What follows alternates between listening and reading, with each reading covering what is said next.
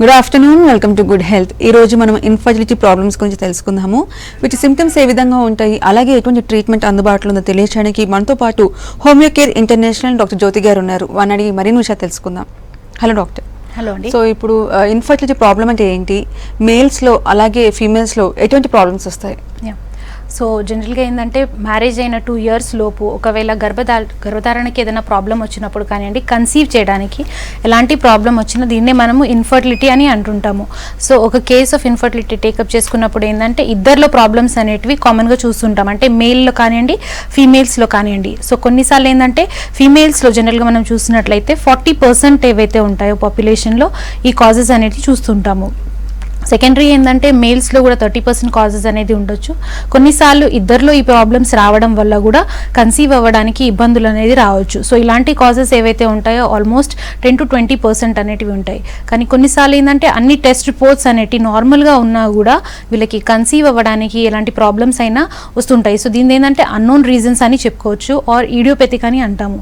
So ఇవి కూడా ఒక 10% కాజెస్ అనేటివి ఉంటాయి. సో ఈ రకరకాల ప్రాబ్లమ్స్ ఏవైతే ఉంటాయో ఇవి జనరల్గా ఇన్ఫర్టిలిటీ కానీ ఆర్ పిల్లలు లేని ప్రాబ్లం కానీ సంతానం లేని సమస్యలకి దారితీస్తూ ఉంటాయి.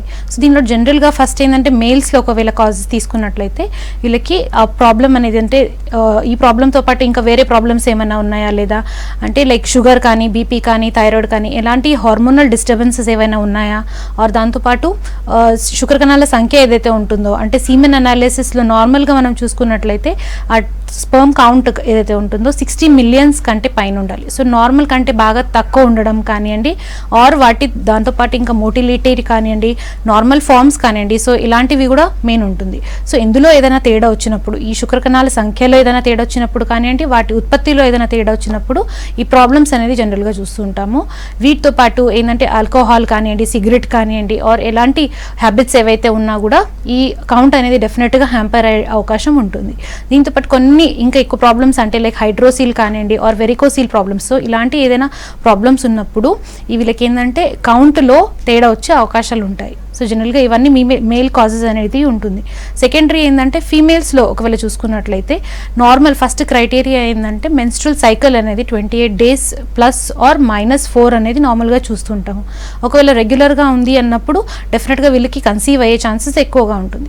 దాంతోపాటు ఏంటంటే యూట్రస్ అంటే గర్భసంచి ఏదైతే ఉంటుందో అది నార్మల్ సైజ్లో ఉందా లేదా, దాంతోపాటు ఇంకా వేరే ప్రాబ్లమ్స్ ఏమైనా ఉన్నాయా లేదా అనేది చూసుకోవడం చాలా ఇంపార్టెంట్. సో నార్మల్గా ఏంటంటే ఫీమేల్స్లో కొంతమందిలో పుట్టుకతోనే గర్భసంచి అనేది చిన్నగా ఉండడం అంటే జనరల్గా హైపోప్లాస్టిక్ యూట్రస్ కానివ్వండి ఆర్ ఇన్ఫంటైల్ యూట్రస్ అని అంటుంటాము. ఆర్ కొంతమందికి ఏంటంటే గర్భసంచిలో 2 గదులు అనేది ఉండడము, సో బైకార్నేట్ యూట్రస్ కానీ, సో ఇలాంటి జెనెటిక్ కండిషన్స్ ఏవైనా ఉన్నాయా, దాంతోపాటు ఫైబ్రాయిడ్స్ కానివ్వండి ఆర్ ఎండోమెట్రియోసిస్ కండిషన్ కానివ్వండి, సో ఇలాంటి ఏమైనా ప్రాబ్లమ్స్ ఉన్నాయా లేదా అనేది చెక్ చేసుకోవడం ఇంపార్టెంట్. దాంతోపాటు ట్యూబల్ కాజెస్ అంటే ట్యూబ్స్ అనేటివి కూడా నార్మల్గా ఉన్నాయా లేదా. కొంతమందికి ఏంటంటే టీబీ, ఇదివరకు ట్యూబర్కులోసిస్ ఇన్ఫెక్షన్ కానివ్వండి, ఎలాంటి అబ్డామినల్ ఇన్ఫెక్షన్స్ రావడం వల్ల ఏంటంటే ట్యూబల్ బ్లాకేజెస్ అనేది కామన్గా చూస్తుంటాం. సో ఇది కూడా ఒక కాజ్ అనేది చూసుకోవచ్చు. దాంతోపాటు ఓవేరియన్ కాజెస్ అంటే అండాశయాలు ఏవైతే ఉంటాయో అవి నార్మల్గా ఉన్నాయా, దాని సిస్ట్ ఏదైనా ఉందా, లేదంటే లైక్ ఏదైనా ట్యూమర్స్ కానివ్వండి, సో ఇలాంటి ప్రాబ్లమ్స్ ఏమైనా ఉన్నాయా చెక్ చేసుకుంటూ, దీంతోపాటు ఇంకా వేరే అదర్ హార్మోనల్ కాజెస్ అంటే లైక్ పీసీఓడి కానీ థైరాయిడ్ కానీ, సో ఇలాంటి ప్రాబ్లమ్స్ ఏవైనా ఉన్నా కూడా వీళ్ళకి కన్సీవ్ అవ్వడానికి కొంచెం ప్రాబ్లంగా ఉంటుంది. ఓకే, కాల్ తీసుకుందాము. Hello. Hello madam, good afternoon అండి, చెప్పండి ప్రాబ్లం చెప్పండి. మేడం, మేము గత 3 years క్రితం నల్గొండలో చేయించుకున్నాం కడిమి హాస్పిటల్లో సంతానం గురించి. మాకు మ్యారేజ్ అయ్యి 6 years అవుతుంది. ఓకేనండి. ఈ లాప్రోస్కోపీ చేశారు మేడం, చిన్న గడ్డ ఉంటే దాన్ని తీసేశారు. ప్లస్ ట్యూబ్ ఒకటి బ్లాక్ అయిందని చెప్పారు, ఒక ట్యూబ్ స్లోగా ఉందని చెప్పారు, ఒక ట్యూబ్ బ్లాక్ అయిందని చెప్పారు మేడం. నాకు కౌంట్స్ చెక్ చేశారు, 50% మొటిలిటీ 50% కౌంట్ ఉంది. ఓకేనండి. మేము మాకు ఎక్కడికి వెళ్ళినా ఐవీఎఫ్ చేయించుకోమని చెప్తున్నారు డాక్టర్లు. Okay okay. మాకు మనీ కొద్దిగా ప్రాబ్లం ఉంది మేడం. ఇప్పుడు ఐయుఐ చేయించుకుందామని ఒక 2 times ఐయుఐ చేపిద్దామని చెప్పేసి నాకు ఐడియా ఉంది మేడం. ఐయుఐ చేపిస్తే ఏమన్నా అందుతుందంటారా, లేదంటే ట్యూబల్ రీసైక్యులేషన్ ఏమన్నా మన దగ్గర వైద్యం లభిస్తుందంటారా మేడం? ఓకేనండి. సో మన దగ్గర ఎట్లా అంటే హోమియోపతిక్ మందులు ఉంటాయండి. ఇవి న్యాచురల్గానే మీ ట్యూబల్ బ్లాకేజెస్ ఏవైనా ఉన్నా కూడా, ఒకవేళ నార్మల్ ఏదైనా పాథాలజీ లేకుండా ఉన్న ట్యూబల్ బ్లాకేజెస్ ఏవైతే ఉంటాయో వాటిని క్లియర్ చేయడానికి కూడా మన దగ్గర మెడిసిన్స్ అనేటివి ఉంటాయండి. మ్యారేజ్ అయ్యి 6 years అవుతుందని అంటున్నారు. సో మెన్స్ట్రువల్ ప్రాబ్లమ్స్ ఏవైతే ఉన్నాయో రెగ్యులర్గా ఉందా లేదా అనేది చూసుకోవడం చాలా ఇంపార్టెంట్. దాంతోపాటు వేరే ప్రాబ్లమ్స్ ఏవైనా ఉన్నాయా లేదా అనేది కూడా ఇంపార్టెంట్గా ఉంటుంది. సో మీ పాత రిపోర్ట్స్ ఏవైనా ఉన్నా తీసుకొని డెఫినెట్గా ఒకసారి కన్సల్ట్ అవ్వండి. ఛాన్సెస్ ఎంతవరకు ఉన్నాయి, ప్లస్ దాంతోపాటు మీ కౌంట్ కూడా మీరు 50 million అని అంటున్నారు. దాంతోపాటు మొటిలిటీ ఏదైతే ఉందో అది కూడా యావరేజ్గా ఉంది. నార్మల్గా ఏంటంటే 80% అండ్ అబవ్ ఉండాలి. సో దీనికంటే ఒకవేళ తక్కువ ఉన్నా కూడా ప్రాబ్లమే ఉంటుంది. సో ఇద్దరికి ట్రీట్మెంట్ అనేది అవసరం అండి. ఒకసారి అయితే ప్రీవియస్ రిపోర్ట్స్ ఏవైతే ఉన్నాయో అవి తీసుకొని కలవండి. Okay doctor. సో అసలు ఇప్పుడు ప్రజెంట్ జనరేషన్లో ఫీమేల్స్ చాలా కెరీర్ ఓరియంటెడ్ అయిపోయారు. స్టడీస్ తర్వాత జాబ్ తర్వాత మ్యారేజ్. సో ఏజ్ కూడా ఒక ఫ్యాక్టర్ అంటారా ప్రెగ్నెన్సీ డిలే అవ్వడానికి? యా, సో డెఫినెట్గా ఏజ్ అనేది కూడా మనకి ఇంపార్టెంట్గా ఉంటుంది. అంటే లైక్ 20 నుంచి 30 years ఆఫ్ ఏజ్ గ్రూప్ ఏదైతే ఉందో అది ఎక్కువ, అంటే లైక్ పీక్ ఫర్టిలిటీ పీరియడ్ అనేది అంటుంటాము. సో ఈ ఫర్టిలిటీ పీరియడ్ ఎక్కువగా అంటే కొంతమంది ఏంటంటే డిలే చేయడం కానివ్వండి, డిలే డేస్ కానీ లేట్ మ్యారేజెస్ వల్ల కానివ్వండి, ఆర్ ఏదైనా వేరే ప్రాబ్లమ్స్ లైక్ లేట్గా కన్సీవ్ అయ్యే ప్లానింగ్స్ అట్లా ఏమైనా పెట్టుకున్నప్పుడు కూడా వీళ్ళకి 30+ అయినప్పుడు డెఫినెట్గా కొంతమందికి ఏంటంటే కన్సీవ్ అయ్యే అవకాశం కొంచెం తక్కువగా ఉంటుందండి. ఓకే, కాల్ తీసుకుందాము. హలో. హలో, నమస్తే అండి. నమస్తే అండి. చెప్పండి, ప్రాబ్లం చెప్పండి, డాక్టర్ గారు ఉన్నారు. అంతా లేదండి. ఓకే, హలో చెప్పండి అమ్మా, మీ సమస్య ఏంటి? అంటే ప్రెగ్నెన్సీ మాకు 1 month అయిందండి మ్యారేజ్. ఓకే, అంటే ప్రెగ్నెన్సీ ఏం రాలేదు, వెయిట్ చేస్తున్నాం. దాని గురించి మీకు కాల్ చేస్తాం మేడం. ఓకే ఓకేనమ్మా. ఓన్లీ 1 month అయింది అంటున్నారు కదమ్మా? 1 month కదండి, 1 year అండి. 1 year అయిందా? ఓకే, అవును మేడం. మీ ఏజ్ ఎంత ఇప్పుడు? 24 మేడం. 24. ఓకేనమ్మా. ఓకే, ఇప్పుడు అంటే లైక్ మా 1 year. హస్బెండ్ కి నాకు 7 years గ్యాప్ అండి. Okay okay. అంటే లైక్ టెస్ట్లు ఏమైనా చేయించారమ్మా ఇది వరకు? లేదండి, థైరాయిడ్ ఉందేమో అని టెస్ట్ చేయించుకుంటే లేదు, నార్మల్గా ఉందండి? నార్మల్ గానే ఉంది. ఓకే, థైరాయిడ్ తో పాటు కొన్ని టెస్ట్లు ఉంటాయమ్మా, అంటే స్కానింగ్ కానివ్వండి, ఆర్ కొన్నిసార్లు హార్మోనల్ అంటే ప్రాబ్లమ్స్. నాకు మెన్సెస్ లో ప్రాబ్లం, పెయిన్ వస్తుంది మేడం బాగా. ఓకే ఓకేనండి. పెయిన్ కొంతమందికి ఉంటుంది, కాకపోతే రెగ్యులర్గా ఉందా లేదా సైకిల్స్. కొంతమందికి ఏంటంటే సైకిల్ అంటే మెన్స్ట్రువల్ ఏదైతే సైకిల్స్ ఉంటాయో అవి రెగ్యులర్గా నెలసరి కూడా కరెక్ట్ ఉండడం వల్ల ఏంటంటే ఓవ్యులేషన్ అనేది జరగకపోవచ్చు. సో యాన్యులేటరీ సైకిల్స్ ఏవైనా ఉన్నాయా లేదా, దాంతోపాటు మీ హస్బెండ్ రిపోర్ట్స్ ఏవైనా ఉన్నాయా, నార్మల్ ఉన్నాయా లేదంటే ఏదైనా ప్రాబ్లం ఉందా అనేది చూసుకుంటూ మీకు మెడిసిన్ అనేది ఇవ్వడం ఉంటుందమ్మా. ఒకసారి అయితే మీ ప్రీవియస్ రిపోర్ట్స్ ఏవైతే ఇప్పుడు రీసెంట్గా చెక్ చేయించారో ఒకసారి తీసుకొని కన్సల్ట్ అవ్వండి. డెఫినెట్గా దీని గురించి ట్రీట్మెంట్ అనేది అవైలబుల్గా ఉందమ్మా. ఓకే, నెక్స్ట్ కాల్ తీసుకుందాము. హలో. Hello madam. చెప్పండి, ప్రాబ్లం చెప్పండి, డాక్టర్ గారు ఉన్నారు. మేడం నాకు పీసీఓడి ఉంది మేడం. ఓకే, నాకు థైరాయిడ్ ఉంది మేడం. ఓకే మేడం నాకు ఇంకా పిల్లలు కాలే మేడం. నా ఏజ్ వచ్చేసి 21 మేడం. 21 అమ్మా. ఓకే, నా మ్యారేజ్ వచ్చేసి 4 years కంప్లీట్ అయింది మేడం. ఓకే మేడం ఇంకా సంతానం లేదు మేడం. ఓకే కొత్తపేటలోని నేను ట్రీట్మెంట్ తీసుకుంటున్నాను మేడం ఆల్రెడీ. ఓకేనమ్మా. నేను డైట్ తో బాగా వెయిట్ తగ్గాను మేడం.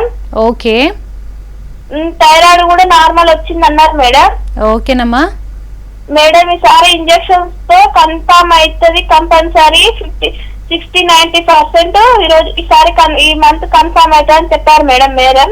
ఓకే ఓకే, నిన్నటికి కన్ఫర్మ్ నెల అయింది మేడం. ఓకే కానీ నిన్న పొద్దు నుండి కడుపు నొప్పి కిందికి లేస్తుంది మేడం. ఓకే ఓకేనమ్మా. మేడానికి కాల్ చేస్తే కొంచెం వేడి వల్ల ఏమన్నా తింటే నొప్పి లేస్తుందమ్మా, ఏం కాదులే అన్నది మేడం. కానీ నాకు టెన్షన్ అవుతుంది మేడం. ఓకేనమ్మా. సో ఇదేంటంటే మీకు ఒక 1 month అయిందని అంటున్నారు రైట్. సో ఇంకొక 1 week ఆగండి అమ్మా. డెఫినెట్గా ఒకవేళ మీ సైకిల్స్ రెగ్యులర్గా ఉన్న 1 week లోపల ఒకవేళ మీకు మెన్సెస్ రాకపోతే డెఫినెట్గా యూరిన్ ప్రెగ్నెన్సీ టెస్ట్ ఏదైతే ఉందో అది చెక్ చేయించుకోండి. కాకపోతే కొన్నిసార్లు ఏంటంటే థైరాయిడ్ కానీ ఆర్ పీసీఓడి సమస్యలు ఉండడం వల్ల ఏంటంటే ఎగ్ ఏదైతే ఉంటుందో ఆర్ అది నార్మల్గా తయారు కాకుండా చిన్న సైజ్లో ఉంటుంది. సో మన దగ్గర హోమియోపతిక్ మెడిసిన్స్ వల్ల ఏంటంటే ఆ సైజ్ ఏదైతే ఉందో నార్మల్కి తెస్తూ ఈవెన్ ప్రెగ్నెన్సీ అనేది 100% 9 months వరకు క్యారీ అయ్యే అవకాశం ఉంటుంది. సో 1 week తర్వాత టెస్ట్ చేయండి. ఒకవేళ నెగటివ్ ఉంది ఆర్ ఎలాంటి ప్రాబ్లమ్స్ వచ్చినా కూడా ఒకసారి కన్సల్ట్ అవ్వండి అమ్మా. ఓకే, నెక్స్ట్ కాల్ తీసుకుందాము. హలో హలో, నమస్తే అండి. నా పేరు జగదీష్ అండి. చెప్పండి, ప్రాబ్లం చెప్పండి. సో నా మ్యారేజ్ 1.5 years అయిందండి. ఓకే. సో నా ఏజ్ వచ్చేసి 30 years. ఓకే. సో ఇంతవరకు ప్రెగ్నెన్సీ అనేది లేదు. ఓకే. సో ఒక 1 month బ్యాక్ డాక్టర్ దగ్గరికి వెళ్తే కనుక సో సిమెనాలసిస్ చేశారు. ఓకే. సో అక్కడ ఏమొచ్చిందంటే రిజల్ట్ ఏజోస్పెర్మియా అని వచ్చింది. ఓకేనండి. ఓకే, మళ్ళీ క్రాస్ చెక్ చేద్దాం అనేసి ఇంకో నెక్స్ట్ అంటే డయాగ్నోస్టిక్ సెంటర్కి వెళ్ళాము. ఓకే. సో అక్కడ ఏమని వచ్చిందంటే రిజల్ట్ సో స్పెర్మ్ కౌంట్ అనేది 2 lakhs వచ్చింది. ఓకేనండి. సో మళ్ళీ డాక్టర్ దగ్గరికి వెళ్తే కనుక ఇంకో డాక్టర్ దగ్గరికి సజెస్ట్ చేశారు. ఓకే. సో అక్కడికి వెళ్తే కనుక అక్కడ మళ్ళీ అంటే సిమెనాలసిస్ అని చెప్పారు మళ్ళీ. ఓకే. ఓకే. సో ఇప్పుడు చేయించారా మళ్ళీ రీసెంట్గా ఏమన్నా? చేయించానండి, ఒక 20 days బ్యాక్. ఓకే. ఎంత ఉందండి కౌంట్ ఇప్పుడు? అక్కడ కూడా 2 lakhs అని వచ్చిందండి. ఓకేనండి. సో ఏంటంటే జనరల్గా నార్మల్ కౌంట్ ఒకవేళ తీసుకున్నప్పుడు ఏంటంటే 60 million అనేది నార్మల్ అండి.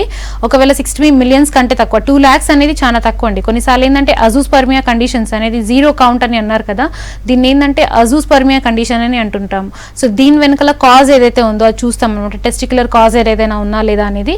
సో బయాప్సీ కానివ్వండి ఆర్ స్కానింగ్కి ఇట్లా పంపించిన తర్వాత వీటి రిపోర్ట్స్ అనేది వచ్చిన తర్వాత ఈ ప్రాబ్లం ఎక్కడ ఉంది అనేది చూస్తూ మీకు మెడిసిన్ అనేది ఇస్తారు.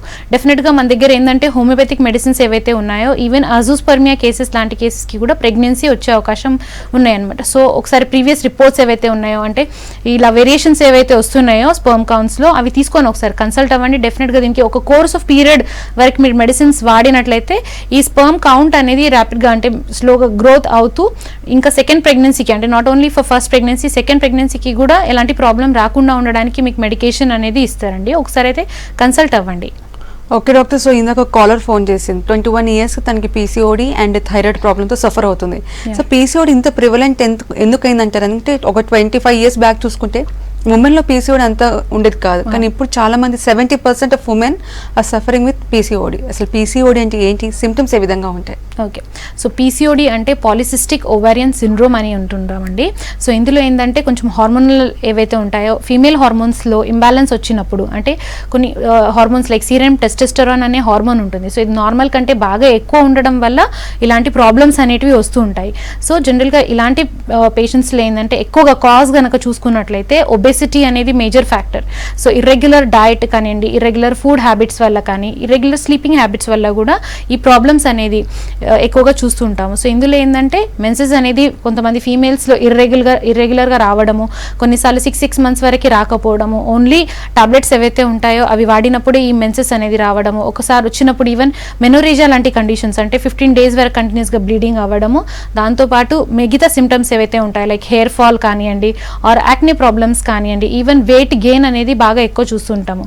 సో వెయిట్ గెయిన్ అనేది కూడా ఇలాంటి పేషెంట్స్లో ఏంటంటే ఎక్కువగా నడుము చుట్టూ కానివ్వండి ఆర్ థైస్ దగ్గర కానివ్వండి ఆర్మ్స్ దగ్గర బాగా ఎక్కువ డిపాజిషన్ అనేది ఫ్యాట్ ఎక్కువ చూస్తుంటాం. సో ఇలాంటి ప్రాబ్లమ్స్ ఏవైతే ఉంటాయో ఇవి హార్మోనల్ డిస్టర్బెన్సెస్ వల్ల వచ్చి ఉంటాయి. సో దీనిలో రెగ్యులర్గా మెన్స్ట్రువల్ సైకిల్ డిస్టర్బ్ అవ్వడం వల్ల కానివ్వండి ఆర్ ఓవ్యులేషన్ అనేది సరిగా జరగకపోవడం వల్ల ఇలాంటి పీసీఓడి కేసెస్ ఏవైతే ఉంటాయి ఇన్ఫర్టిలిటీకి గురవుతాయి.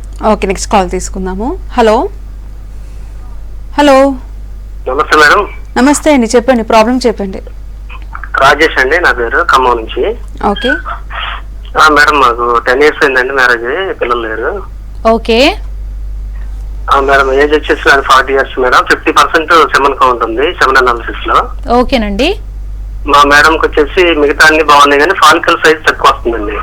ఓకే. ఓకేనండి. అంటే అది టెస్ట్ చేసినప్పుడు అది 10 mm అలా వస్తుందండి. అది ఓకే తర్వాత డిజపేర్ అవుతుంది ఫాలికల్ స్టడీలో. ఓకేనండి. ఇంకా ఏమైనా ప్రాబ్లమ్స్ ఉన్నాయండి, హార్మోనల్ ప్రాబ్లమ్స్ ఏమైనా ఉన్నాయా? హార్మోన్స్ ఏం లేవంటే రెగ్యులర్ గా పీరియడ్స్ వస్తున్నాయండి. ఓకే. ఓకేనండి. ఏజ్ ఎంత ఇప్పుడు మీ వైఫ్ ది? నాది 40 అండి, ఆమెది 32 అండి. ఓకే. ఓకే. వెయిట్ ఎంత ఉంటుంది almost madam the? Wait normal madam, 60 kgs ఉంటుందండి. ఓకే. సో జనరల్గా ఏంటంటే ఈ హార్మోనల్ ప్రాబ్లమ్స్ వల్లనే, అంటే హార్మోన్స్లో ఎక్కడైనా ఇంబ్యాలెన్స్ ఉన్నప్పుడు కానివ్వండి, తక్కువ ఉన్నప్పుడు ఈ ఎగ్ సైజ్ ఏదైతే ఉందో ఇది నార్మల్గా ఏంటంటే 20 నుంచి 24 వరకు ఉండాలి. ఎవ్రీ 1 మంత్కి ఇలా సైజ్ అనేది పెరుగుతూ ఉంటే అప్పుడు మళ్ళీ అది బర్స్ట్ అయ్యి ఓవమ్ అనేది రిలీజ్ అవుతుంది. సో ఈ హార్మోన్స్ అనేది నార్మల్గా ఉంటేనే ఇది జరుగుతుంది. ఒకవేళ కొంతమందికి ఏంటంటే మీరు 30+ అని అంటున్నారు. సో కొంతమందికి 30+ అయినప్పుడు ఏంటంటే ఏజ్ ఫ్యాక్టర్ వల్ల కానివ్వండి ఈ హార్మోనల్ ఇంబ్యాలెన్స్ అనేది చూస్తుంటాము. వాటితో పాటు ఇంకా వేరే ఏదైనా ప్రాబ్లమ్స్ ఉన్నాయా లేదా అనేది చూసుకుంటూ వీళ్ళకి మెడికేషన్ అనేది ఇస్తారు.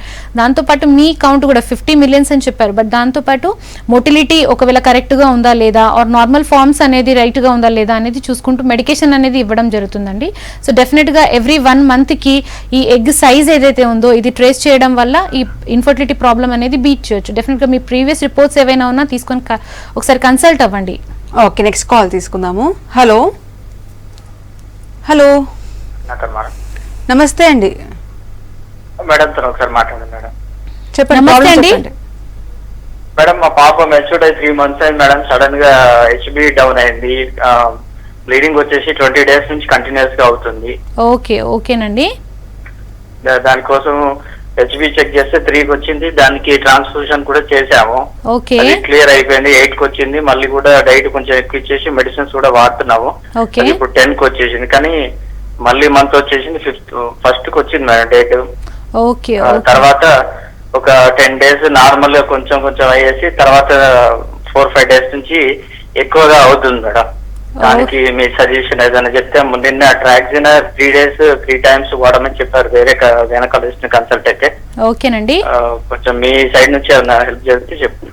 డెఫినెట్గా అండి. హోమియోపతిక్ మెడిసిన్స్ అనేటివి ఏంటంటే మీకు కాన్స్టిట్యూషన్ బట్టి ఇస్తారనమాట. అంటే పేషెంట్ యొక్క శారీరక కానివ్వండి మానసిక లక్షణాల మీద బట్టి ఇస్తారు. దాంతోపాటు ఇది మినరిజ కండిషన్ ఏదైతే చెప్తున్నారో మీరు, అంటే బ్లీడింగ్ అనేది కొంతమందికి 15 days కానీ కొంతమందికి 1 month 3 months వరకు కూడా అయ్యే అవకాశం ఉంటుంది. సో ఇలాంటి ప్రాబ్లమ్స్లో ఏంటంటే ఎక్కడైనా హార్మోనల్ ఇంబ్యాలెన్స్ ఏదైతే ఉంటే ఇలాంటి ప్రాబ్లమ్స్ అనేది వస్తాయి. సో జనరల్గా హార్మోన్స్ అనేది నార్మల్గా ఉన్నాయా లేదా అవి చెక్ చేయించుకుంటూ వీళ్ళకి హోమియోలో మెడిసిన్స్ అనేవి ఇస్తారు.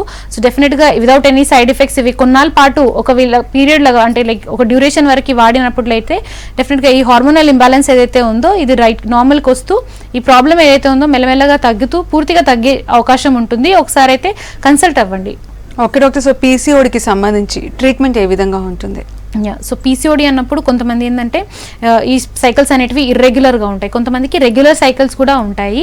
కాకపోతే ఓవ్యులేషన్ అనేది జరగదు. అంటే ఎగ్ సైజ్ ఏదైతే ఉందో అది నార్మల్ కంటే బాగా చిన్నగా ఉండడము, దాంతోపాటు మిగతా సిమ్టమ్స్ ఏవైతే ఉంటాయో లైక్ యాక్నే కానివ్వండి, హెయిర్ ఫాల్ కానివ్వండి, సో ఇవి కూడా కన్సిడరేషన్లో తీసుకుంటూ పేషెంట్ ఏదైనా కొన్నిసార్లు ఏంటంటే మెంటల్ స్ట్రెస్ కానివ్వండి ఆర్ బాగా టెన్షన్స్ వల్ల ఈ ప్రాబ్లం అనేది బాగా ఎక్కువ అవుతుంటాయి. సో ఇలాంటి ఏదైనా స్ట్రెస్ ఉన్నప్పుడు వీళ్ళకి స్ట్రెస్ అనేది మెయింటైన్ చేస్తూ అంటే లైక్ తగ్గిస్తూ ఈ మెడిటేషన్ కానివ్వండి, యోగా కానీ, దాంతోపాటు డయట్ అండ్ దాంతోపాటు మెడిసిన్ అనేది ఇవ్వడం వల్ల డెఫినెట్గా ఈ పీసీఓడి ప్రాబ్లం ఏదైతే ఉందో రెగ్యులర్గా ఒక కోర్స్ ఆఫ్ పీరియడ్ వరకు వాడినట్లయితే పూర్తిగా తగ్గించే అవకాశం కూడా ఉంటుంది. Okay doctor. సో థైరాయిడ్ వల్ల కూడా ప్రెగ్నెన్సీ డిలే అయ్యే ఛాన్సెస్ ఉంటాయి. సో థైరాయిడ్కి ప్రెగ్నెన్సీ రావడానికి రిలేషన్ ఏంటి? సో థైరాయిడ్ అనేది ఏంటంటే ఒక మనకి డిజార్డర్ అనమాట. సో ఇందులో ఏంటంటే మెడభాగం దగ్గర థైరాయిడ్ గ్లాండ్ అనేది ఉంటుంది. నార్మల్గా ఏంటంటే ఈ హార్మోన్స్ ఏవైతే ఉంటాయో థైరాయిడ్ హార్మోన్స్ మన బాడీ ఫంక్షన్స్ అన్నిటికీ ఇవి చాలా అవసరమైన hormones. So from head to toe అంటే ఫ్రమ్ హెయిర్ ఫాల్ నుంచి కానివ్వండి ఈ థైరాయిడ్ హార్మోన్స్ అనేది బాగా నార్మల్ కంటే తక్కువ ఉన్న ప్రాబ్లమే, ఎక్కువ ఉన్న ప్రాబ్లమే. సో హైపోథైరాయిడిజం లాంటి కండిషన్స్లో ఏమవుతుందంటే వీళ్ళకి మెన్సెస్ అనేది బాగా ఇర్రెగ్యులర్ అవ్వడము, దాంతోపాటు వెయిట్ అనేది నార్మల్ కంటే బాగా ఎక్కువ గెయిన్ అవ్వడము, ఈవెన్ ఓవ్యులేషన్ జరగకపోవడము, ఈవెన్ ఓవమ్ సైజ్ కానివ్వండి ఎగ్ సైజ్ ఏదైతే ఉందో నార్మల్ కంటే బాగా తక్కువ ఉండడం. సో ఇలాంటి ప్రాబ్లమ్స్ వల్ల ఇది డెఫినెట్గా ఇన్ఫర్టిలిటీకి లీడ్ అయ్యే అవకాశం ఉంటుంది. సో ఇలాంటి పేషెంట్స్లో ఏంటంటే అట్ ది మోస్ట్ ఏదైతే థైరాయిడ్ మెడిసిన్స్ వాడుతున్నారో సో అది నార్మల్కి తెస్తూ దాంతోపాటు హోమియోపతిక్ మెడికేషన్స్ ఏవైతే ఉంటాయో సైమల్టేనియస్గా వీళ్ళకి ఇవ్వడం వల్ల ఆ నార్మల్కి లెవెల్స్కి ఏవైతే ఉన్నాయో నార్మల్కి తెస్తూ పూర్తిగా తగ్గించే అవకాశం కూడా ఉంటుంది. ఓకే, నెక్స్ట్ కాల్ తీసుకుందాము. Hello madam. చెప్పండి ప్రియాంక గారు. మేడం నాకు మెన్సెస్ అయ్యేటప్పుడు మంత్లీ అవుతున్నా మేడం, సేమ్ టైం కానీ పెయిన్ వస్తుంది మేడం. ఓకేనండి. 4 రోజుల ముందు వస్తుంది, అయిపోయిన 5 days తర్వాత వస్తుంది మేడం. నేను నా వయసు ఏమో 16 years మేడం. ఓకే. నేను చాలా సన్నంగా ఉంటాను. ఓకే. వెయిట్ కూడా పెరగట్లేదు మేడం.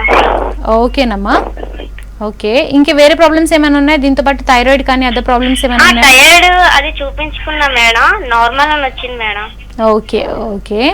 సో కామన్గా ఏంటంటే ఇది హార్మోనల్ ఏదైతే ఉంటాయో, అంటే మెన్స్ట్రువల్ సైకిల్ రాకంటే ముందు కొన్ని హార్మోనల్ ఇంబ్యాలెన్స్ వల్ల డిస్మెనోరియా కండిషన్, అంటే పెయిన్ ఏదైతే ఉందో కొంతమందిలో బాగా ఎక్కువ ఉంటుంది. సో సెన్సిటివ్ ఉన్న వాళ్ళలో ఇలాంటి పెయిన్ ప్రాబ్లమ్స్ కానివ్వండి, ఆర్ కొంతమందికి ఏంటంటే ప్రీ మెన్స్ట్రువల్ సిండ్రోమ్, అంటే మెన్సెస్ రాకంటే ఒక 1 వీక్ ముందు బాగా వామిటింగ్ సెన్సేషన్ ఉండడము, దాంతోపాటు హెడ్ ఏక్స్ కానివ్వండి, ఆర్ కడుపులో నొప్పి కానీ, బ్యాక్ ఏక్స్ కానీ, సో ఇలాంటి వేరియస్ ప్రాబ్లమ్స్ అనేటివి హార్మోనల్ డిస్టర్బెన్సెస్ వల్ల వస్తూ ఉంటాయి. సో వీళ్ళకి ఏంటంటే ఆ పెయిన్ అనేది మేనేజ్ చేస్తూ మెడిసిన్ అనేది ఇవ్వడం జరుగుతుంది. ప్రాపర్ డయట్, దాంతోపాటు రెగ్యులర్గా ఏదైతే ఉందో ఫిజికల్ యాక్టివిటీస్ చేస్తూ, డెఫినెట్గా ఇప్పుడు వెయిట్ తక్కువ ఉందని అంటున్నారు, సో 4 గంటలు కొంచెం కొంచెం తింటూ ఉండడము, more of green leafy vegetables కానివ్వండి, ఆర్ ఎక్కువగా వాటర్ ఇంటేక్ అనేది పెంచితే డెఫినెట్గా ఈ ప్రాబ్లం అనేది నార్మల్కి వస్తుంది. సో నార్మల్ రాకపోయినా కూడా ఏంటంటే మెడిసిన్ ద్వారా ఇది పూర్తిగా తగ్గించే అవకాశం ఉంటుంది. ఇఫ్ ఎట్ ఆల్ ఇది అన్ని ట్రై చేసిన తర్వాత కూడా తక్కువ కాకపోతే ఒకసారి డెఫినెట్గా కన్సల్ట్ అవ్వండి. ఓకే డాక్టర్, సో జనరల్గా ఫీమేల్ రీప్రొడక్టివ్ సిస్టంలో 2 ఫెలోపియన్ ట్యూబ్స్ ఉంటాయి. సో అసలు యాక్చువల్గా ట్యూబ్స్ ఎందుకు బ్లాక్ అవుతాయి అంటారు? ఒకవేళ 1 ట్యూబ్ బ్లాక్ అయినా ఇంకో ట్యూబ్ ఓపెన్ ఉంటుంది. సో ప్రెగ్నెన్సీ వచ్చే ఛాన్సెస్ ఉన్నాయంటారా? బ్లాకేజ్ ఓపెన్ చేయడానికి ఎటువంటి ట్రీట్మెంట్ అందుబాటులో ఉంది?